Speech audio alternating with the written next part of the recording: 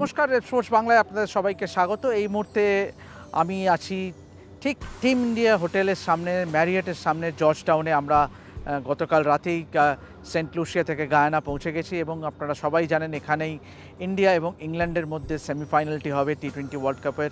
এবং যদি আবহাওয়া সম্পর্কে বলি, গত কয়েকদিন ধরে কিন্তু ভারী বৃষ্টি হচ্ছিল গায়ানাতে। যদিও আমরা আসার পর থেকে কিন্তু বৃষ্টির নামগন্ধ নেই এবং যথেষ্ট সূর্যও উঠেছিল, এবং তা সত্ত্বেও গতকালের ওভারনাইট বৃষ্টির জন্য বেশ কিছু এলাকায় জলমগ্ন হয়েছিল। তবে মাঠে আমরা একবার ঢু মেরেছিলাম এবং সেখানে গিয়ে দেখতে পাই যে প্রভিডেন্স স্টেডিয়ামের আউটফিল্ড লুকিং সুপারব, একদম দুর্দান্ত শেপে আছে প্রভিডেন্স স্টেডিয়ামের আউটফিল্ড। এবং উইকেটেও মনে হলো যে অনেকটাই dry, it will be a slow Turner. সুতরাং 3 স্পিনারে খেলানো, মানে দুটো দলই যদি স্পিনারে স্পিন ডমিনেটেড অ্যাটাক রাখে, অবাক হবার থাকবে না। অবশ্যই ইন্ডিয়ান টিমের যদি প্রসঙ্গ আসে, কুলদীপ, অক্ষর এবং রবীন্দ্র জাদেজা বেশ ভালো করছে এবং যার অর্থ তিনজনেই থাকবে প্রথম একাদশে।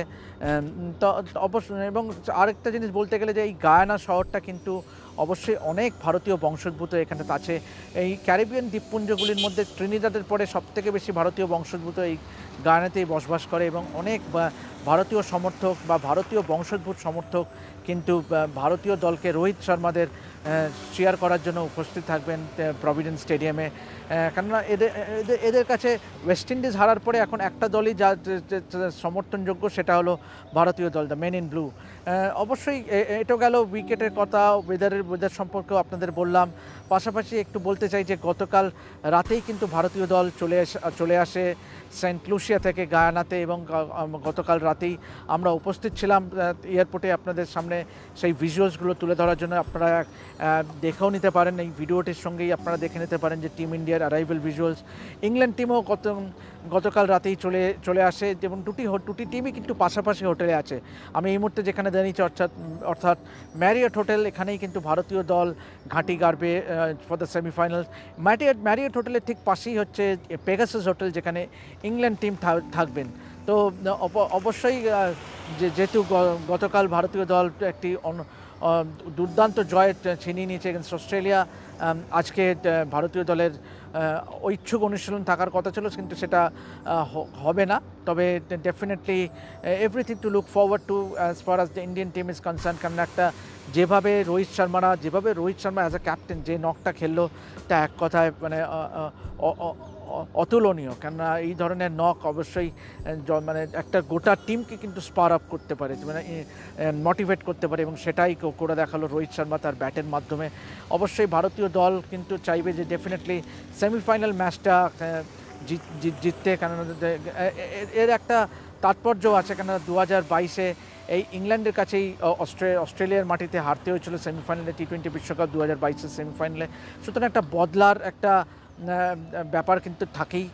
পাশাপাশি যদি আবহাওয়ার প্রসঙ্গে আসি, অবশ্যই গত কয়েকদিন ধরে কিন্তু ভারী বৃষ্টি হয়েছে। আগামী কয়েকদিন কিন্তু মেঘলা আকাশ থাকবে, যদিও হালকা বৃষ্টির একটা পূর্বাভাস আছে, কিন্তু বৃহস্পতিবার যেদিনে ম্যাচ ডে, সেদিনে কিন্তু মোটামুটি সানি থাকবে, কোনো মানে রোদই উঠবে। সুতরাং বলাই যায় যে সেমিফাইনালটা হবে। তবে যদি সেমিফাইনালটা কোনোভাবে বৃষ্টির জন্য ভেস্তে যায়, তাহলে ইন্ডিয়া কিন্তু পৌঁছে যাবে ফাইনালে, যেহেতু তারা গ্রুপের টপ করেছে, গ্রুপের যেহেতু শীর্ষে থেকে তারা সেমিফাইনালটা পৌঁছেছে। সুতরাং অবশ্যই আমরা আশা করব যে ভারতীয় দল আরও একটি ম্যাচ অনবদ্য পারফরমেন্স করে ফাইনালে উঠুক। কেন জুনের 29 তারিখে ফাইনাল ইন কেনসিংটন ওভাল, বার্বাডোসে।